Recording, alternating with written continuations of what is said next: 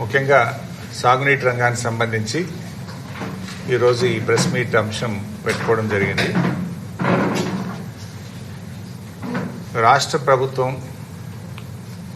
తన రాజకీయాల కోసం రైతుల మీద పగా ప్రతీకారాన్ని తీసుకుంటా ఉంది.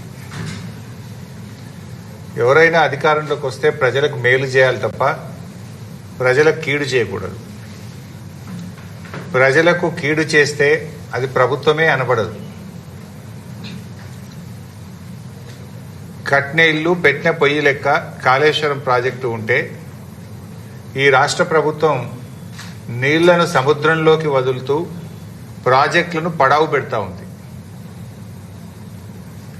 ఇవాళ శ్రీపాద ఎల్లంపల్లి ప్రాజెక్టులో 62,000 క్యూసెక్కుల వరద వస్తూ ఉంది. కడెం ప్రాజెక్టు నుంచి ఇంకా మధ్యాహ్నం తర్వాత అయితే అది 150,000 దాటబోతా ఉంది. బట్ ఈ నిమిషానికి 62,000 క్యూసెక్కులు కడెం నుంచి ఎల్లంపల్లి ప్రాజెక్టుకు వస్తుంది. బట్ కడెం ప్రాజెక్టు గేట్లు ఎత్తి ఇప్పటికే 150,000 క్యూసెక్కులు వదిలినారు. సాయంత్రం వరకు అది శ్రీపాద ఎల్లంపల్లి ప్రాజెక్టుకు వరద వస్తుంది. 62,000 క్యూసెక్కుల వరద వస్తే ఈ ప్రభుత్వం గేట్లు ఎత్తి సముద్రంలోకి వదిలేసింది. మీరు చేయాల్సిందేంది? ఆడ కట్నీళ్ళోలే పెట్టిన పొయ్యోలే నంది మేడారం గాయత్రి పంప్ హౌజులు రెడీగా ఉన్నాయి. నంది మేడారంలో కట్కొత్తితే రోజుకు 2 టీఎంసీల నీళ్లు వచ్చి మిడ్బానేరులో పడతాయి. నేను వారం రోజుల క్రితమే ఉత్తమ్ కుమార్ రెడ్డికి లెటర్ రాసిన. అన్నపూర్ణ, రంగనాయక సాగరు, మల్లన్న సాగరు, కొండపోచమ్మ సాగరు, అదేవిధంగా బస్వాపూరు రిజర్వాయర్లన్నీ ఖాళీగా ఉన్నాయి, చెరువులన్నీ ఖాళీగా ఉన్నాయి. నీళ్లను ఒడిసి పట్టండి, వెంటనే మోటార్లు ఆన్ చేయండి అని చెప్పి ప్రభుత్వానికి చెప్పాం. దురదృష్టం, ప్రభుత్వం మోటార్లు ఆన్ చేయలేదు. ఇప్పుడు ఏం చేసిండ్రు? ఎల్లంపల్లి గేట్లు ఎత్తి సముద్రంలోకి నీళ్లు వదిలేరు. ఇది దుర్మార్గం. It's a criminal negligence. Criminal negligence. ఎవడైనా చుక్క చుక్కను ఒడిసి పెడతాడు రైతుల కోసం. ఎందుకంటే నీళ్ల విలువ రైతులకు తెలుస్తుంది. ఈ ఉత్తమ్ కుమార్ రెడ్డికి, రేవంత్ రెడ్డికి నీళ్ల విలువ తెలియదు. మీరు వ్యవసాయం చేసిన వాళ్ళు కాదు. కేసీఆర్ గారు కేంద్ర మంత్రి ఉన్నా, ముఖ్యమంత్రి ఉన్నా ఆయన వ్యవసాయం చేసే ఒక రైతు. ఆయన రైతు గనక ప్రతి చుక్కను ఒడిసి పట్టిండు, రైతాంగానికి నీళ్లు అందించిండు. మీరెన్నడూ వ్యవసాయం చేయలే, అందుకే మీకు నీళ్ల విలువ తెలియదు. ఇలా కృష్ణానదిలో నీళ్లు సముద్రం పాలవుతున్నాయి, గోదావరిలో నీళ్లు సముద్రం పాలవుతున్నాయి. గుడ్లప్పగిచ్చి రేవంత్ రెడ్డి, ఉత్తమ్ కుమార్ రెడ్డి చూస్తా ఉన్నారు. మీ యొక్క నేరపూరిత నిర్లక్ష్యం వల్ల ఇలా రాష్ట్ర రైతాంగానికి తీవ్రమైనటువంటి నష్టం జరుగుతూ ఉంది. ఒకవైపు వరదలు ముంచెత్తుతా ఉంటే రాష్ట్రంలో కొన్ని జిల్లాల్లో, కొన్ని ప్రాంతాల్లో ఇప్పటికీ చెరువులు నిండలేదు, ఇప్పటికీ డ్యాములన్నీ ఖాళీగా ఉన్నాయి. గోదావరి పరివాహక ప్రాంతంలో 60% డ్యాములు ఖాళీగా ఉన్నాయి. ఏం చేస్తున్నారు మీరు? ఎవరి కోసం పనిచేస్తున్నారు? బీఆర్ఎస్ పార్టీ మీదనో, కేసీఆర్ మీదనో, హరీష్ రావు మీదనో కోపం ఉంటే ఎందుకు రైతులకు శిక్ష వేస్తున్నారు? మాకు వేయండి శిక్ష, మేము అనుభవిస్తాం. కానీ మీరు మీ బురద రాజకీయాల కోసం వరద నీటిని సముద్రంలోకి వదలకండి, వరద నీటిని ఒడిసి పట్టండి, బురద రాజకీయాలు మానండి అని చెప్పి నేను కోరుతా ఉన్నా. ఇదేం చిల్లర రాజకీయాలు?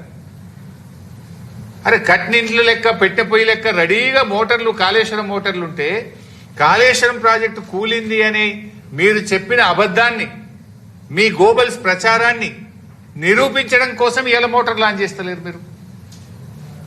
మీరు చెప్పిన అబద్ధాన్ని పదే పదే చెప్పింది. ఇలా నీళ్ళు వస్తే మీరు చెప్పిన అబద్ధాలని ప్రజలకు అర్థమవుతుందని కావాలని మీరు మోటార్లు ఆన్ చేస్తలేరు ఈరోజు.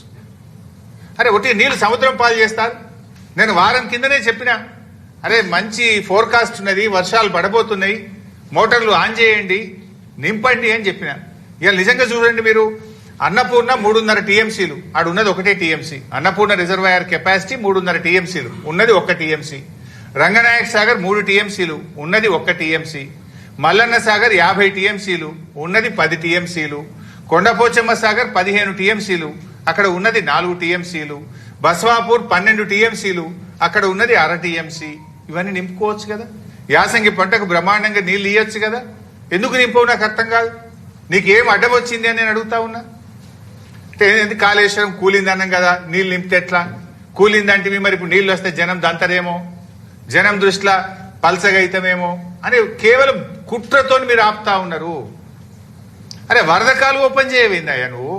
ఇవాళ ఎస్ఆర్ఎస్పి ప్రాజెక్టులో ఆల్రెడీ 61 టీఎంసీలు వచ్చినాయి, దాని సామర్థ్యం 80 టీఎంసీలు. 61 టీఎంసీల నీళ్లు ఆల్రెడీ ఎస్ఆర్ఎస్పీలు వచ్చినాయి.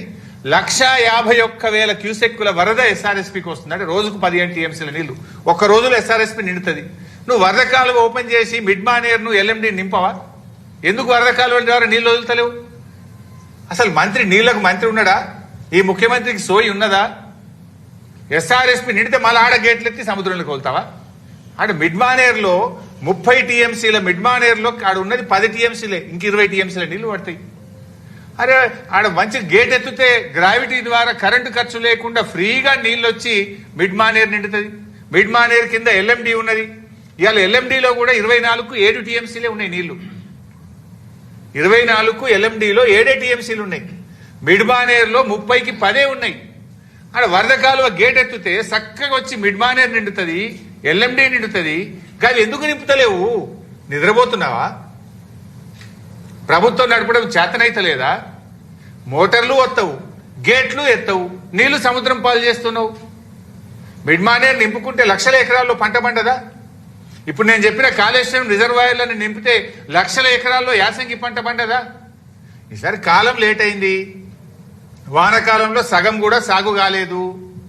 మరి ఈ నీళ్లను ఒడిసి పట్టుకుంటే రేపు యాసంగి అన్న పూర్తి స్థాయిలో పంట పంటది కదా. నీ ఉద్దేశం ఏంది? ఎందుకు ప్రాజెక్టులు పడావు పెట్టి నీళ్లను సముద్రం పాలు చేస్తున్నావు? What is wrong with you?